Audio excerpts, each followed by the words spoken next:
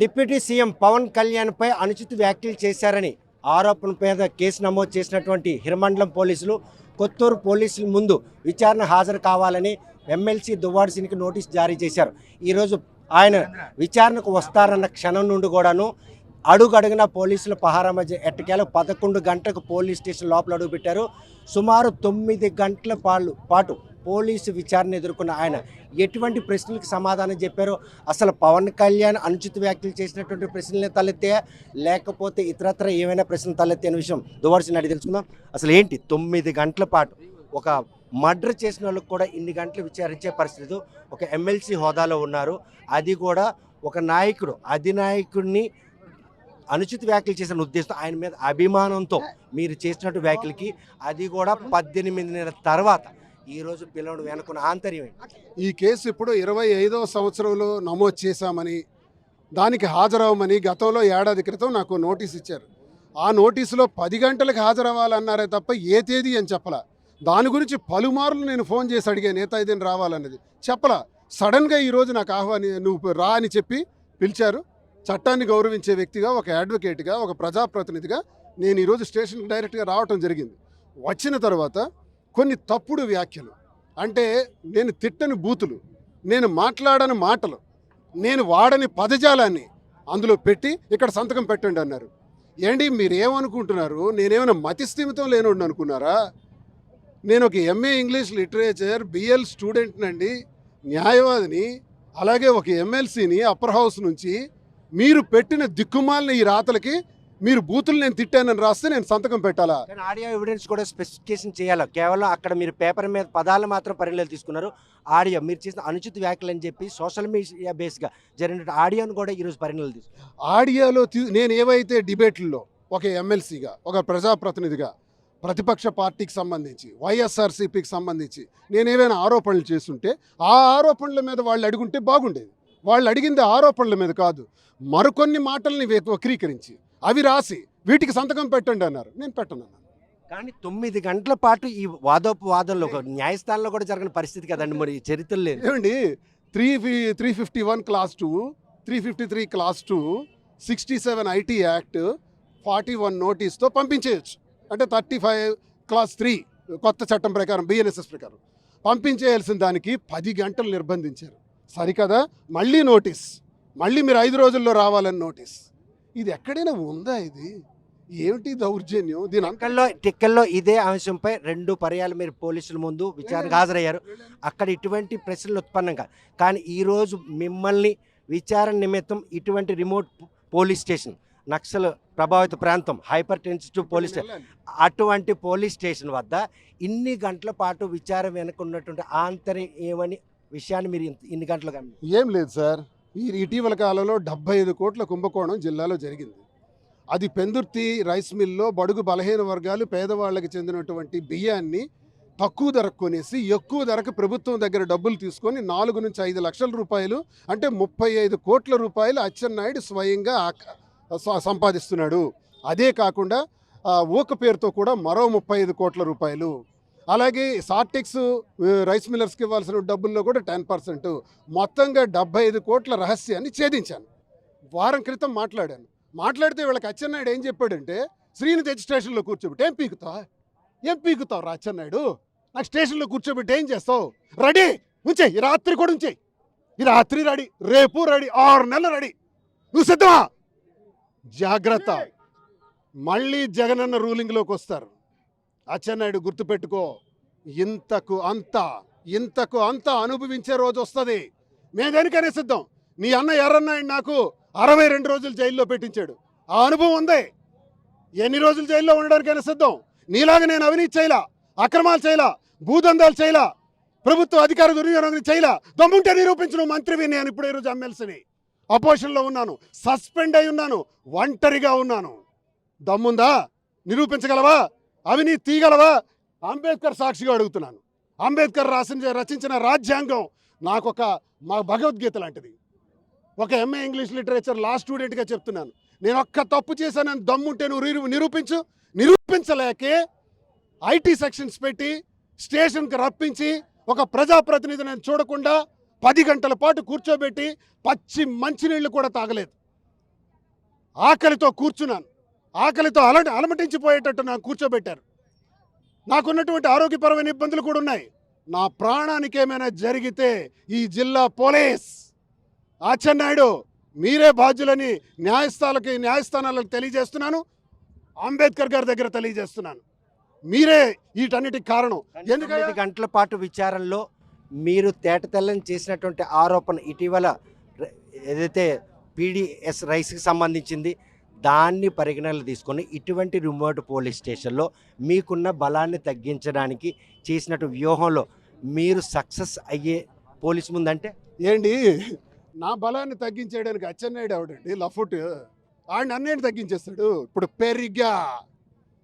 ఇప్పుడు ఏం చేస్తానంటే ఇది దువ్వాడ శ్రీనివాస్ మీద దాడి కాదు, కాళింగుల మీద దాడి, కాపుల మీద దాడి, రెడ్ల మీద దాడి, మత్స్యకారుల మీద దాడి, యాదవాస్ మీద దాడి, కుమ్మరి కమ్మరి చేనేత వడ్రంగి రెడ్డికి యాదగ బడుగు బలహీన వర్గాలు, హరిజన గిరిజన తాడిత పీడిత ప్రజలు, హరిజనుల మీద దాడి. నిన్నటిగాక మొన్న కొత్తపల్లిలో కోటబొమ్మాలి మండలంలో హరిజనుడి తోలికి ఇల్లునే లేపేసినారు. నేను వెళ్ళి అండగా ఉంటానని మాట ఇచ్చాను, ఇల్లు కట్టిస్తానని చెప్పాను. దళితులకి అన్ని కులాలకి అండగా ఉంటాను. నువ్వు మీ పార్టీకి చెందని ఏ కులమైనడైనా సరే, అది వెలమ కులానికి చెందినవాడైనా సరే హింసిస్తున్నావు, అల్లరిపాలు చేస్తున్నావు, నర్రకం చూపెడుతున్నావు. ఒకవేళ వాళ్ళు భయపడాలంటే నాలాంటి వాళ్ళని తెచ్చి స్టేషన్లో కూర్చోబెడితే కార్యకర్తలందరూ భయపడిపోతారు. మిగతా కులాల వాళ్ళందరినీ కూడా తొక్కేయొచ్చు. ఆ భయాన్ని పరిచయం చేయడానికి దువ్వాడ్చిన 10 రోజులు 10 గంటల పాటు పోలీస్ స్టేషన్. ఎస్, ఆ భయాన్ని చూపించాలనే ఉద్దేశంతో అచ్చెన్నాయుడు ఉంచాడు. అచ్చెన్నాయుడు ఉద్దేశానికి నేను వ్యతిరేకంగా ఏం చేస్తానంటే అన్ని కాళింగ కులం కోసం, ఇతర కులాల కోసం, అన్ని కులాల కోసం ఓ ఉద్యమాన్ని చేపడతా జిల్లాలో. ఆ ఉద్యమంలో అవసరమైతే పాదయాత్ర చేస్తాను, ప్రతి ఒక్క వ్యక్తిని కలుస్తాను, ప్రతి ఒక్క గడపని కలుస్తాను, బలాన్ని పుంజుకుంటాను. రానున్న ఎన్నికల్లో అబ్బా కొడుకుల్ని ఇద్దరిని కూడా తుక్కు కింద ఓడించకపోతే దువ్వాడ శ్రీనివాస్ కాదు. నీకు దమ్ముంటే ఇవాళ 10 గంటలు మళ్ళీ వస్తా, మళ్ళీ పెట్టుకో 20 గంటలు, మళ్ళీ జైల్లో పెట్టు. నేనేం అక్రమాలు చేయలా, జస్ట్ నా మీద పెట్టినటువంటి కేసులు 41 నోటీస్తో పోవాల్సినవి. ఒకసారి నోటీస్ ఇచ్చిన తర్వాత మళ్ళీ పిలిచినంతసేపు కూర్చోబెట్టాల్సిన పని లేదు. నేను సమాచారం ఇచ్చిన తర్వాత మీరు కోర్టులో చూసుకోవాలి. మళ్ళీ నోటీస్ ఇచ్చారు, లేదా కోర్టులో పెట్టండి, కోర్టు వారు నాకు న్యాయం ఒకవేళ శిక్ష విధిస్తే జైల్లో ఉంటాను. కానీ అటువంటి ప్రయత్నం కూడా జరిగిన దానికి చేసినటువంటి ప్రయత్నంలో నుండి బయటపడ్డారంటే నా నిజాయితీ, నేను తప్పు చేయలేదు. నేనేనాడు అవినీతి అక్రమాలు, భూదందాలు, భూ కబ్జాలు, లంచాలు, అవినీతి చేయలే. గుండె విరుచుకొని చెప్తున్నా, కాల రెగరేసి చెప్తున్నా. నా కార్యకర్తలకు అదే ధైర్యం, నా మనుషులకు అదే ధైర్యం. నేను ఎప్పుడు తప్పు చేయలేదు. నేను తప్పు చేస్తుంటే నువ్వు ఈ కేసు మీద నన్ను తీసుకురావు, అలాంటి తప్పుడు కేసుల మీదే తెస్తావు. ఒక మంత్రిగా నీకు సవాల్ చేస్తున్నాను, తీయవయ్యా దమ్ముంటే. నీకు ఇంకా 3 సంవత్సరాలు టైం ఉంది కదా. నేను ఎక్కడైనా అవినీతి చేస్తుంటే నీకు ఆ శక్తి లేదు. కాబట్టే ఇలాంటి పనికిమాలిన సెక్షన్స్ మీద నాకు ఇబ్బంది పెట్టి, కార్యకర్తలకు ఇబ్బంది పెట్టి, ప్రజలకు ఇబ్బంది పెట్టి, ఈరోజు వేలాది మంది తరలిస్తే వాళ్ళందరినీ కూడా వెంటబెట్టి గేట్లు కట్టి ఎక్కడికక్కడే వాళ్ళని తిరిగి పంపించి 3 కార్లు మాత్రం విడిచిపెట్టారు. ఎస్, ఇది నక్సల్స్ ఏరియా, ఒకప్పుడు పేరు ప్రఖ్యాతిగాంచిన ఏరియా. ఇప్పుడు నేను ఇక్కడి నుంచి వెళ్తాను, నా ప్రాణానికి రక్షణ ఇస్తారా? ఒక గన్మెన్ నన్ను కాపాడగలడా? ఇంతమంది ప్రజలు ఇక్కడి నుంచి ఎలా వెళ్ళాలి? ఈ మారుమూల ప్రాంతానికి నన్ను పిలిచి ఇన్ని గంటలు కూర్చోబెట్టి హింసించి మళ్ళీ రప్పిస్తారా? ఏం సాధిస్తారయ్యా? నా గంటల కొద్ది స్టేషన్లో కూర్చోబెడితే భయపడిపోతాను అనుకున్నారా? భయపడిపోనయ్యా, ఇంకా రెచ్చిపోతాను, ఇంకా ప్రజల పక్షాన్ని తిరుగుతాను, ఇంకా ప్రజల కోసం గట్టిగా పనిచేస్తాను, ఇంకా ఉధృతంగా పనిచేసి రానున్న ఎన్నికల్లో తుదముట్టిస్తాను.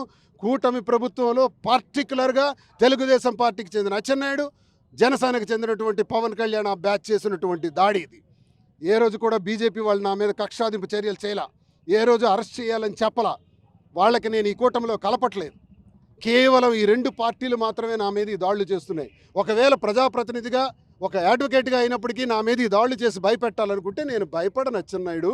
మళ్ళీ నీతో ఫోన్లో మాట్లాడారు అధికారులు, నువ్వేమో లేదు ఈ శిక్ష చాలదు మళ్ళీ రప్పించండి అన్నావట, కాలింగులు తాట తెరుస్తానన్నావట.